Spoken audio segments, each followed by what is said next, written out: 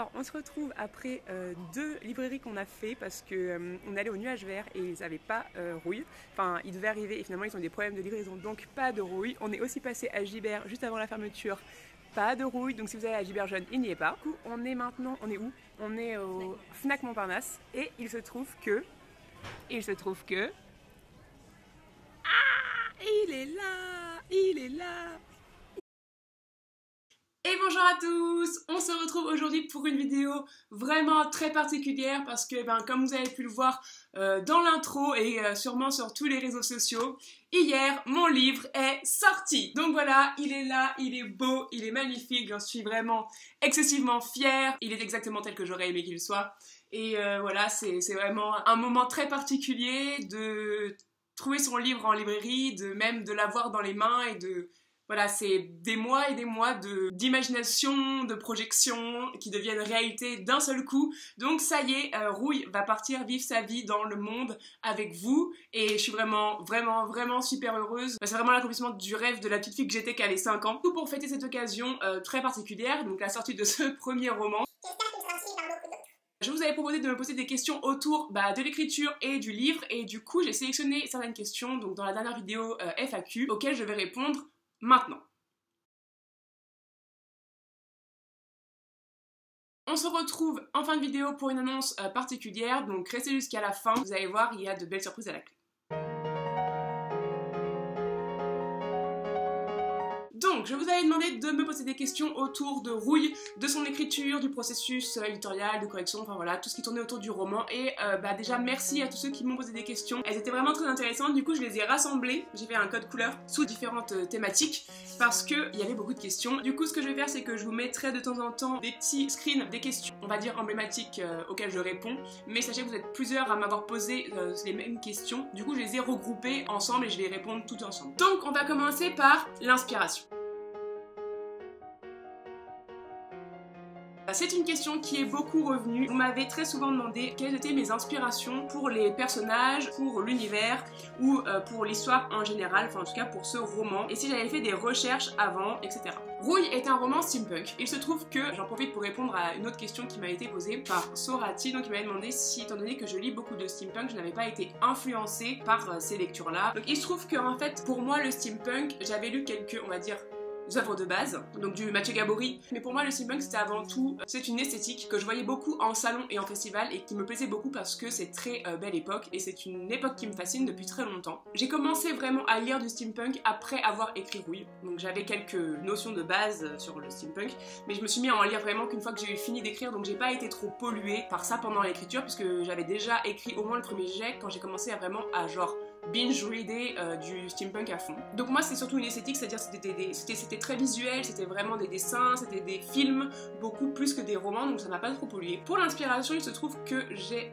une passion pour ce qui est la belle époque, donc fin 1800, début 1900, c'est vraiment une période qui me fascine, et je dois dire que je pense que ma plus grande source d'inspiration pour Rouille, c'est définitivement la série Maison Close, qui est une série française qui a été sortie sur Canal, et qui est pour moi l'ambiance de Rouille. Vous pouvez la retrouver dans Maison Close ou dans L'Apollonide, qui est un film absolument magnifique sur les maisons closes de Paris. J'ai pas eu à faire énormément de recherches pour ces parties-là de l'univers parce que je les connaissais déjà, voilà, je savais très bien dans quel style, quelle époque et vraiment quelle atmosphère je voulais inclure mon histoire. Pour les personnages, j'avoue que notamment pour Violante et Léon, c'est vraiment des personnages qui se sont imposés très vite à moi. Hugo aussi, voilà, ils sont vraiment venus très vite à moi comme ils étaient. Et je me souviens très bien parce que j'ai eu l'idée de Rouille à une conférence, donc c'était à Geekopolis en 2015 il me semble. C'était une conférence avec mon papa sur le steampunk et en fait je me faisais cordialement chier à cette conférence parce que j'étais pas du tout d'accord avec ce que les présentateurs disaient, enfin voilà, ça me parlait pas, j'étais pas d'accord, pourquoi mon esprit s'est mis à vagabonder et j'ai eu l'idée de lui raconter l'histoire d'une jeune fille qui serait revenue des Indes et qui se serait retrouvée à Paris. Et à la base, c'était toute une histoire, une espèce de guérilla urbaine, je me rappelle plus très bien ce que c'était, mais ça avait rien à voir avec l'histoire d'aujourd'hui. Et une histoire de poésie, parce que à l'origine, Violante devait rencontrer Alfred de Musset, parce que j'adore Alfred de Musset. Elle devait le rencontrer parce qu'il vivait à cette époque-là, et voilà, donc c'est des choses que j'ai supprimées dans le manuscrit final. En ce qui concerne le nom des personnages, pour le coup, là, je me suis beaucoup inspirée des vrais prénoms qui étaient en usage à l'époque. Donc vous retrouvez des prénoms assez courants, Léon, Armand, Hugo. Et pour Violante, je sais pas, elle m'est venue tout de suite ce prénom-là, qu'elle allait s'appeler Violante avec un A, parce que ça collait bien avec son personnage et avec ce qu'elle vivait dans un monde vraiment très violent. Ça rappelait aussi un peu Violette, qui était un prénom très en usage aussi fin 19e. Et pour le titre, Rouille n'est pas le titre que j'aurais voulu choisir originellement, parce que le titre pour moi qui était parfait, et c'était De rouille et d'os, sauf que c'est le nom d'un film de Audiard, avec en plus Marion Cotillard dedans. Donc pour le référencement et pour les droits intellectuels, ce n'était pas possible. Du coup j'ai décidé de rester dans la simplicité la plus extrême et de le nommer Rouille, puisque c'est un élément clé de l'histoire et que ça n'en dit pas trop quand même, ça reste assez intriguant, ça reste très dans l'esprit steampunk, avec les métaux et tout ça, et du coup je me suis dit faisons simple. Voilà. Vous avez été aussi nombreux à me demander, et c'est une question très intéressante, quel avait été le déclic pour commencer à écrire Rouille. Anouche m'a demandé du coup pour cette fameuse question, qu'est-ce qui a fait que tu t'es dit c'est le moment je me lance? Ce qui revient avec La Fontaine aux Lieux qui m'a dit comment as-tu eu envie d'écrire un roman? Et la question de Elora, as-tu toujours aimé écrire? As-tu écrit d'autres choses avant? Y a-t-il eu un déclic pour te lancer dans l'écriture de Rouille? Alors oui, pour l'écriture de Rouille, donc il y a eu un déclic. Personnellement, c'est très cliché, mais j'ai toujours su que je voulais écrire des romans, que c'était ça que je devais faire dans ma vie. C'est depuis que je suis toute petite, je dis à mes parents que je veux apprendre à parler latin, ce que j'ai fait, et que j'allais écrire des romans, ce que j'ai fait maintenant. Donc je suis assez contente de ça. Mais c'est vraiment, voilà, c'est quelque chose que, même si je savais que ça viendrait pas tout de suite, j'allais pas écrire un roman à 14 ans, même si j'ai essayé. Je savais que j'avais pas le bagage pour le faire, je savais que ça viendrait un jour que j'allais l'écrire, qu'il soit publié ou non, j'allais écrire quelque chose. Pour Rouille, donc, le fameux déclic, ça a été cette conférence, parce que l'histoire a commencé à me venir, mais je me lançais pas. Et je me suis aussi lancée du coup parce que j'ai lu American Face de Xavier Dolo et Anne Fakhouri, et ça a été genre une espèce de raz-de-marée dans ma tête, et je me suis dit ok Floriane, maintenant c'est le moment, c'est maintenant que tu dois écrire en fait, oui c'est maintenant. Et alors me demandez pas pourquoi, parce que les thèmes sont différents, les personnages n'ont rien à voir, l'époque est complètement différente, ça se passe dans les années 20, c'est vraiment pas du tout la même ambiance, ça se passe aux États-Unis, mais je sais pas, j'ai lu ce livre-là et je me suis dit ok, moi aussi je vais écrire un truc aussi bien. Je me rappelle très bien que j'ai fini le livre, je me suis levée et je suis allée écrire le synopsis de Rouille, voilà, comme ça, cache pistache. Ensuite, vous m'avez beaucoup posé des questions sur tout ce qui concernait le travail en lui-même, donc l'écriture, les corrections, les thèmes et le temps que ça prend. C'est très curieux de savoir de combien de temps ça prend d'écrire un roman. Je vais essayer de répondre à une autre question. Dark Rickess qui m'a demandé, tu as mis combien de temps de bout en bout pour le finir? Est-ce que tu t'es fait plaisir? Combien de temps as-tu mis pour écrire le livre? Comment as-tu choisi le titre, La Fontaine aux Livres? Pour écrire Rouille, depuis le moment où j'ai commencé, donc j'ai commencé en juillet 2015 et j'ai fini en août 2016 avec les corrections. Donc le premier jet a dû me prendre environ 8 mois parce que j'ai rédigé ma thèse entre temps, que j'ai eu quelques périodes, enfin en fait j'ai écrit en juillet, j'ai écrit en septembre, j'ai écrit en octobre, j'ai écrit en novembre, j'ai fait le nano en novembre, et après j'ai plus pu écrire pendant 4 mois parce que je passais ma thèse, donc c'est compliqué, donc j'ai dû finir en avril ou en mai. Donc en fait, bout à bout, si on prend toutes les périodes où j'ai écrit, je pense que j'ai rédigé le premier jet en 4 mois, 3 ou 4 mois. Sauf qu'en tout, ça a pris 2 fois plus de temps parce qu'il y avait des grosses périodes où j'ai pas pu écrire. Et après, j'ai commencé les corrections en juin, et ça a pris à peu près 2 mois et demi. Donc j'ai fini en août, donc en gros 1 an, 1 mois et quelques jours pour écrire complètement Rouille. Depuis le premier jour où j'ai écrit jusqu'au dernier jour où j'ai fini les corrections. Et je l'ai envoyé en maison d'édition qu'en octobre ou en novembre, je crois. Stanislava me demande si j'ai fait appel à des bêta-lecteurs, combien et quels ont été leurs rôles dans l'évolution du projet. Alors oui, j'ai des bêta-lecteurs. Enfin, j'ai 2 types de bêta-lecteurs. Pour moi, il y a 2 types de bêta-lecteurs différents.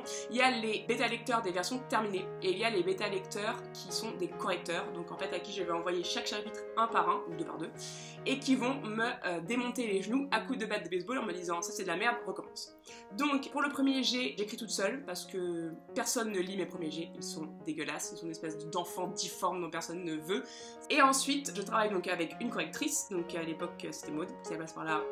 Merci du fond du cœur, sans toi ce livre n'aurait jamais existé. Avec qui je vais reprendre en fait tous les chapitres un par un pour voir déjà la structure globale, la structure de chaque chapitre et la cohérence de tout. Voilà, donc ça peut prendre plus ou moins de temps parce que donc sur Rouille ça a pris 2 mois et demi, on a travaillé hardcore, vraiment beaucoup. Alors que sur d'autres projets que j'ai pu travailler, ça a duré beaucoup plus longtemps. Donc oui, j'ai des bêta-lecteurs. Et une fois que donc le travail avec ma correctrice ou mon correcteur est terminé, je laisse poser un petit peu encore. Et après j'envoie la version corrigée à 2 ou 3 personnes qui vont relire et à qui je vais demander en fait de me faire le plus de retours possible, c'est-à-dire comment ils ont vécu leur lecture et leur idée générale sur le livre. Je fonctionne comme ça. Pour l'instant ça me va bien et j'en suis plutôt très contente. Enfin, sur 2 romans en tout cas ça a fait ses preuves. Karen me demande est-ce que tu as un seul conseil pour les jeunes auteurs? Alors j'en ai 2. C'est 1, persévérer parce que c'est dur, mais genre persévérer. Et 2, trouvez-vous un bêta-lecteur. Trouvez-vous quelqu'un avec qui écrire, qui va vous motiver, avec qui vous allez pouvoir échanger, progresser et tout. Parce que au bout d'un moment, de toute façon, on n'a plus le recul nécessaire sur ce qu'on fait. On a besoin d'une autre vision. Et du coup voilà, trouvez-vous des bêta-lecteurs et persévérez. Donc j'en profite pour rebondir en fait sur une autre question, c'était Sam qui m'a demandé est-ce que Rouille aura une suite, travailles-tu sur d'autres romans, si oui, où en es-tu? Alors a priori Rouille n'aura pas de suite, c'est un one-shot, je suis une grande fan des one-shots, donc a priori pas de suite pour Rouille. Pour ceux qui l'auront lu d'ici là ou qui le liront éventuellement, si je devais écrire sur quelqu'un d'autre dans l'univers de Rouille, j'écrirais sur Léon, qui est mon personnage préféré du livre. Donc voilà, mais sinon a priori pas de suite pour Rouille. Ensuite sur mes autres projets, j'ai un second roman jeunesse, enfin young adulte qui est terminé, qui est en train de finir d'être corrigé, affaire à suivre. J'attends de voir un petit peu comment ça se passe avec Rouille pour en dire plus.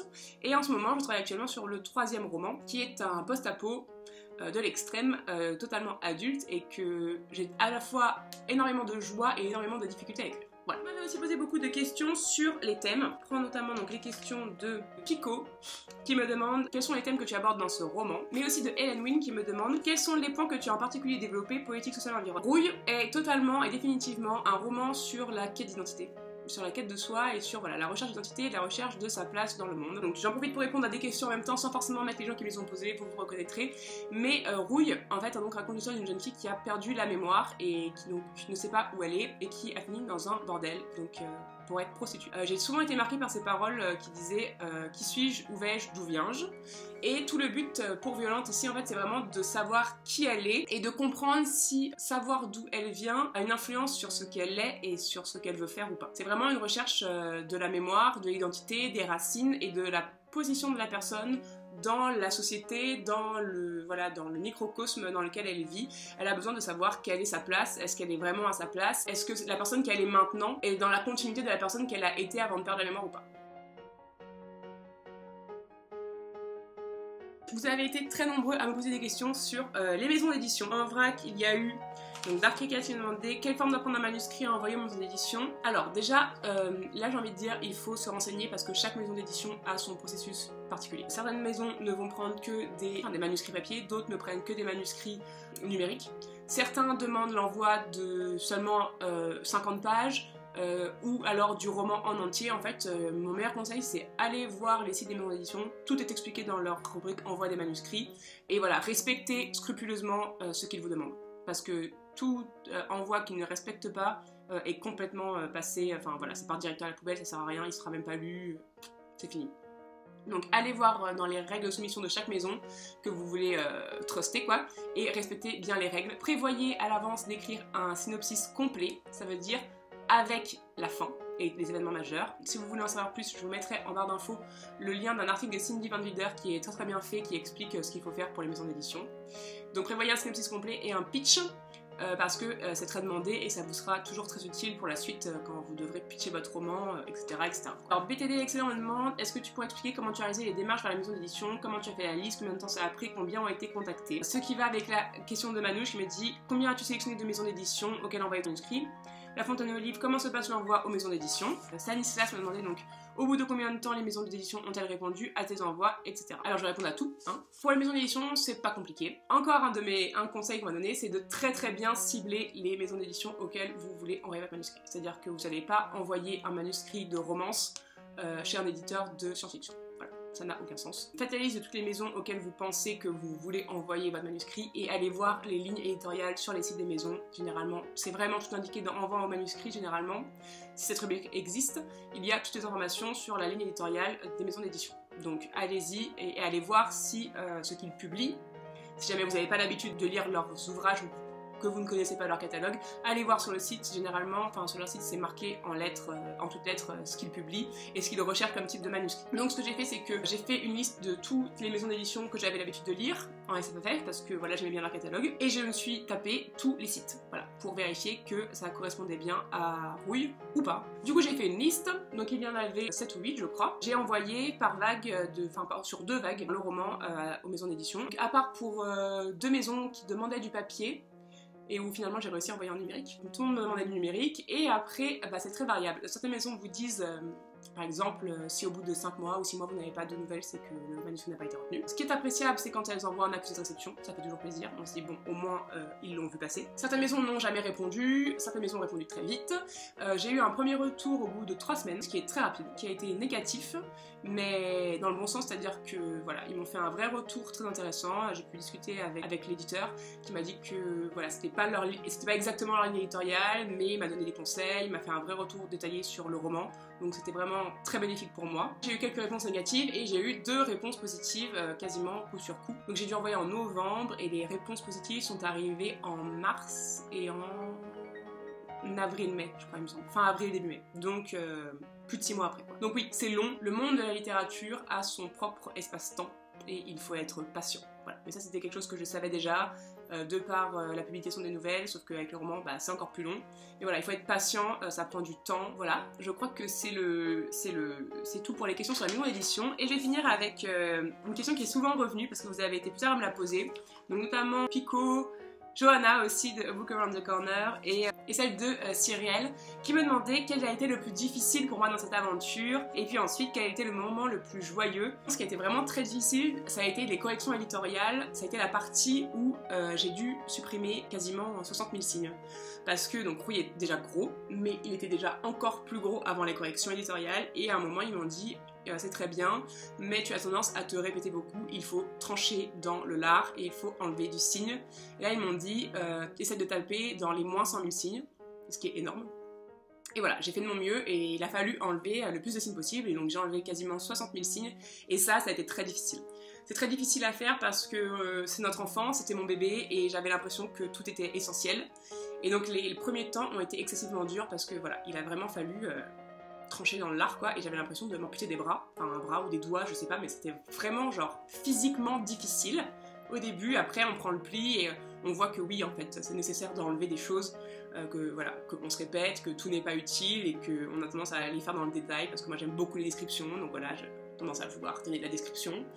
Et en fait ça sert à rien. Mais ça a été très difficile au début vraiment de devoir, ben ouais, j'avais l'impression de m'arracher les morceaux de moi. Et le plus beau moment, il y en a eu plein. Je pourrais pas vous dire quel a été le mur entre le moment où j'ai eu l'appel de la maison d'édition pour me dire ok, le moment où j'ai signé mon contrat, le moment où j'ai vu la couverture, le moment où j'ai vu le livre imprimé dans mes mains. J'ai l'impression que tout ça c'est une espèce de grand brouillard de joie et d'étonnement constant. Ah mais oui c'est vrai, c'est moi qui ai fait ça. Genre, oh mon dieu, c'est pas possible, genre vous êtes sûr que c'est vraiment moi? Oui c'est moi, ah putain c'est vrai c'est moi, ah trop bien! Tout à partir du moment où j'ai su que ça allait être bon, que j'avais signé mon contrat et tout ça, tout n'a été que du bonus et de la joie. J'ai eu la chance que Aurélien Police accepte de faire ma couverture, alors parce que c'est vraiment lui que je voulais pour cette couverture. J'ai eu la chance de tomber sur une équipe éditoriale vraiment super chouette, j'ai eu la chance d'avoir un super beau livre, en fait tout était bien. Sauf le premier jet c'était chiant, j'aime pas, je préfère faire des corrections. Donc voilà, je vais m'arrêter là parce que j'ai déjà parlé depuis beaucoup trop longtemps.